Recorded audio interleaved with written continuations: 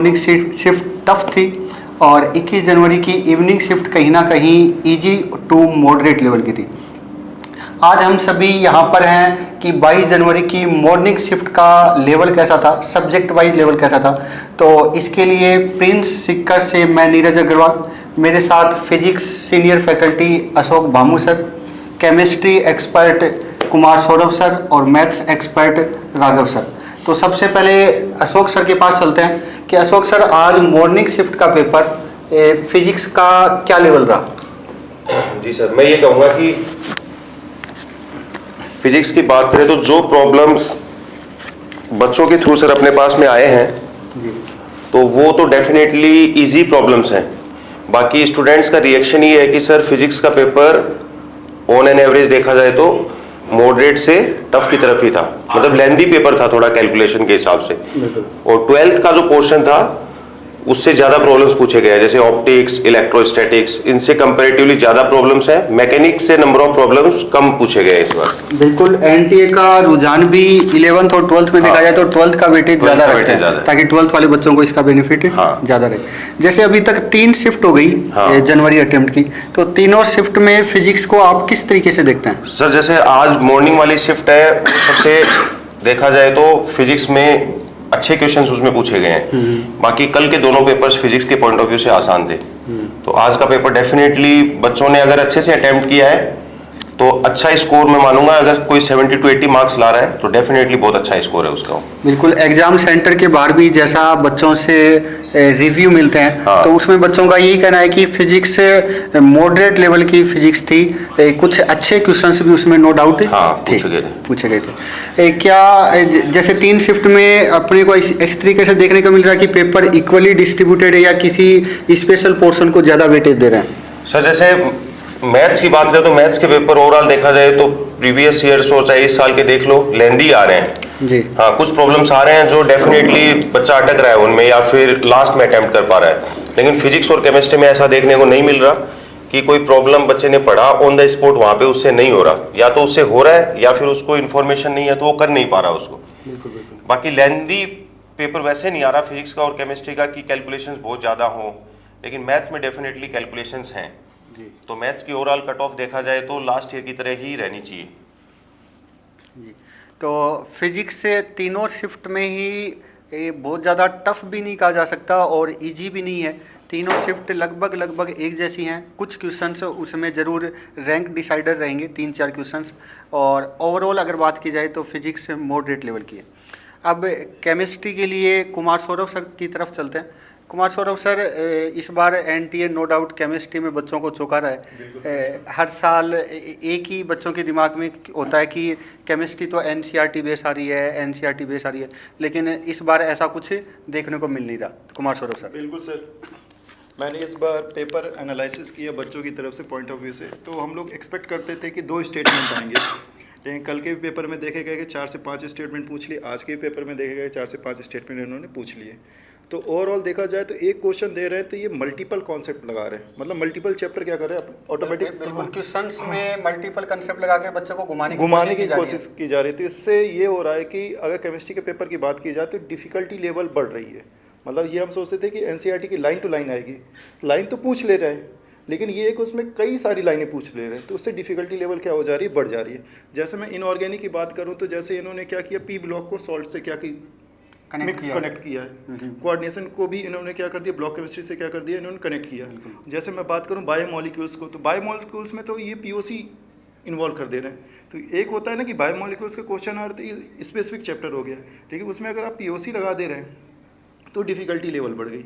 इसी तरीके से कुछ ऐसी रिएक्शंस आई हैं जिसमें स्ट्रेट फॉरवर्ड होता है कि ये आपका मेजर प्रोडक्ट होगा, लेकिन उन्होंने ये भी बोल दिया कि चलो इनमें आप मेजर और माइनर क्या डिसाइड कर दो।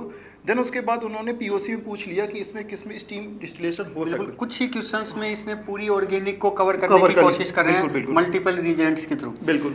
मेरी भी सेंटर के बाहर कुछ बच्चों से बात हुई थी, तो वो कह रहे कि एसर्शन रीजन और स्टेटमेंट टाइप के 5 से 6 क्वेश्चन आ रहे हैं, और जिस पेपर में 5-6 असर्शन रीजन स्टेटमेंट टाइप के क्वेश्चन आ जाते हैं, तो नो डाउट वहाँ पर केमिस्ट्री लेंदी भी हो जाती है और डिफिकल्ट भी हो जाती है। डिफिकल्ट भी हो जाती है। और जैसे हम लोग सोचते हैं ना कि केमिस्ट्री हम 40 मिनट में खत्म कर देंगे, हाँ। ये हर एक बच्चे की साइकोलॉजी होती है कि 40 मिनट में मैंने क्या किया, केमिस्ट्री खत्म कर लिया, बाकी रिमेनिंग टाइम फिजिक्स और क्या है मैथ्स में दे दूंगा। लेकिन केमिस्ट्री जब 40 मिनट में नहीं होते तो बच्चा कहीं ना कहीं प्रेशर में भी आ जाता है कि अभी तक केमिस्ट्री नहीं हुई तो फिजिक्स मैथ में तो पता नहीं क्या होगा। तो इस बार का मामला कुछ अलग ही दिख रहा है, मतलब एनटीए ने जबरदस्त केमिस्ट्री को क्या है टफनेस बढ़ा दी है। बिल्कुल, कल की मॉर्निंग शिफ्ट जो 21 जनवरी की मॉर्निंग शिफ्ट थी उसमें भी केमिस्ट्री काफ़ी अच्छे लेवल की थी, हालांकि इवनिंग शिफ्ट में जरूर थोड़ा सा moderate level, easy to moderate level था। आज वापस एनटीए ने चुकाया है और केमिस्ट्री को अच्छे लेवल की केमिस्ट्री दी गई है। ऑर्गेनिक इनऑर्गेनिक फिजिकल में को अगर वेटेज वाइज देखा जाए तो सर ऐसा बच्चों की तरफ से कोई रिव्यू नहीं आया, उन्होंने बोला बैलेंस पेपर था, ऐसा नहीं बोल सकते कि किसी से बहुत ज़्यादा आगे क्वेश्चंस, बैलेंस था कि फिजिकल इनऑर्गेनिक और ऑर्गेनिक तीनों बैलेंस आई हैं पेपर में। जिन बच्चों का 24 तारीख को पेपर है, 23 वाले तो अब क्या ही तैयारी करेंगे, 24 वाले है, 24 को पेपर है, 28 को पेपर है, तो उन बच्चों को आप केमिस्ट्री के लिए क्या सजेस्ट करेंगे? मैं सजेशन यही दूंगा कि पहले से दिमाग में ये मत लेके जाओ कि केमिस्ट्री आसान आएगी, केमिस्ट्री आसान आएगी। हाँ, मान के चलेंगे केमिस्ट्री टफ आएगी तो वहाँ पर आसान मिलेगी तो हाँ, अच्छा फील होगा, अच्छा फील होगा। और ये है कि ये भी दिमाग में मत लेके जाए कि 40 मिनट में खत्म कर लेंगे। हाँ, ये है कि आप अगर जल्दी प्री माइंडसेट लेके मत जाओ कि केमिस्ट्री को मैं ऐसे से ऐसा कर लूँगा, क्योंकि इस बार बहुत चौंकाने मतलब ऐसे हो रहा है ना कि कोई अच्छा बच्चा जिसको बहुत अच्छी केमिस्ट्री आती है, जिसका हाई स्कोरिंग रहता है, वो भी बोला सर 60 मिनट से ज़्यादा लग गया मेरे को कंप्लीट करने में। ये नहीं है कि बच्चा कर नहीं पा रहा, सारे क्वेश्चन कर पा रहा है, लेकिन टाइम गेन है जिसकी वजह से टफनेस बढ़ रही है। तो मैं सजेशन यही दूंगा कि ओवरऑल आप प्रिपरेशन करके जाओ, बहुत ज़्यादा हाई एक्सपेक्टेशन लेके मत जाओ वहाँ पर कि मैं केमिस्ट्री को मतलब आउट ऑफ 100 ही करूँगा। बिल्कुल, अगर लास्ट ईयर की जनवरी अटेम्प्ट की बात करें तो टोटल 10 शिफ्ट में से 2 शिफ्ट टफ साइड में थी। लास्ट ईयर की अगर मैं बात करूं तो 22 की मॉर्निंग और 28 की मॉर्निंग दोनों ही टफ थी, जिसमें 99 परसेंटाइल एक में 148 पे गया था, एक में 156 पे गया था। लेकिन अभी इस साल ऐसा लग रहा है कि 3 शिफ्ट में ही 2 शिफ्ट तो उस टाइप की जा चुकी हैं, तो आगे संभावना ये है कि हाँ आगे वाली 7 जो शिफ्ट बची हैं वो भी कहीं ना कहीं डिफ़िकल्टी लेवल उनमें अच्छा आ सकता है। और ये तो एनटीए ने लास्ट ईयर ही सर हिंट दे दिया था, जब नीट का पेपर दिया गया था तो नीट का पेपर भी उन्होंने काफ़ी अच्छा खासा बनाया था, तो शायद वहीं पर इन्होंने हिंट दे दिया था कि जेई वालों संभल के रहना, अगले साल पेपर धुआंधार आने वाला है। तो आगे मैथ्स के एनालिसिस के लिए राघव सर के पास चलते हैं। तो राघव सर, मैथ्स का आज का पेपर के बारे में क्या कहना चाहेंगे? मैथ्स का पेपर थोड़ा सा लेंदी और टफर साइड में मान के चलेंगे। कुछ सवाल जो ऐसे थे जिसमें मतलब क्वेश्चन सॉल्व कर पा रहा है बच्चा, लेकिन आंसर तक पहुंचने के लिए उसको बहुत मेहनत करने की जरूरत पड़ती है। तो इस कारण जो पूरा का पूरा पेपर हो गया वो लेंदी हो गया और उसके कारण टाइम थोड़ा सा ज़्यादा लग रहा है। हाँ, बच्चों का ये भी कहना है कि क्वेश्चन देखने में तो इजी लग रहा है, हाँ, लेकिन और जब उसको करने जा रहे हैं तो वो हो तो रहा है, लेकिन वो टाइम टेकिंग हो रहा है और लास्ट में कहीं ना कहीं जाकर अगर थोड़ी बहुत मिस्टेक कर दी तो वो फाइनल आंसर तक भी नहीं पहुंच पा रहा। और आंसर्स के जो फॉर्मेट है वो भी जो ऑप्शंस गिवन है वो भी काफ़ी अच्छे खासे डरावने हैं। हाँ, तो बहुत आसान ऑप्शंस नहीं दिए हुए हैं, तो कैलकुलेशन काफ़ी है। बच्चा जब एग्जाम में बैठता है तो एक तो उसका माइंडसेट पहले से ही तैयार रहता है कि मैथ का पेपर लेंदी भी मिलेगा और कैलकुलेटिव भी मिलेगा, तो वो इससे अगर लेंदी कैलकुलेटिव आता है वो घबराता तो नहीं, लेकिन कहीं ना कहीं स्कोर कम आता तो उसको इस बात का एक डर भी रहता है। किस पोर्शन वाइज अगर बात की जाए, कैलकुलस में, अलजेब्रा में, कोऑर्डिनेट में, ट्रिगो में, तो किस टाइप का वेटेज रहा? वेटेज वाइज लगभग तीनों शिफ्ट इक्वली थी। ट्रिग्नोमेट्री से एक सवाल पूछा गया, जैसे हमेशा रिलेशन से एक सवाल आता है, तो वो इस बार भी रिलेशन से एक लगभग सिमिलर टाइप का क्वेश्चन तीनों शिफ्ट में पूछा गया। हाँ, दर्शकों के लिए एक अच्छी बात ये भी है कि हर शिफ्ट में लगभग रिलेशन से एक क्वेश्चन आ रहा है। हाँ। तो वो अपने आप में एक बोनस की तरह एक छोटा सा चैप्टर है और उससे 4 नंबर का क्वेश्चन आ रहा है, तो वो एक प्लस पॉइंट ही रहता है। जैसे एक लेबनीज थ्योरम का क्वेश्चन आता है हमेशा, वो इस बार भी पूछा गया है। और डेफिनेट इंटीग्रेशन में बहुत ज़्यादा टफ क्वेश्चन नहीं पूछा गया अभी तक, तो संभावना है कि आगे आने वाली शिफ्ट के अंदर अपन को टफ क्वेश्चन देखने को मिल सकता है। एक एक्सपोनेंशियल सीरीज और लॉगरिथमिक सीरीज जो लगभग जेईई मेंस का फेवरेट टॉपिक रहता है, लगभग हर साल सवाल पूछे जाते हैं। इस बार अभी तक उससे कोई भी सवाल नहीं पूछा गया है, जैसा मेमोरी बेस से पता चला है, तो हो सकता है वो भी आगे चल के जेईई मेंस उसको टच करे।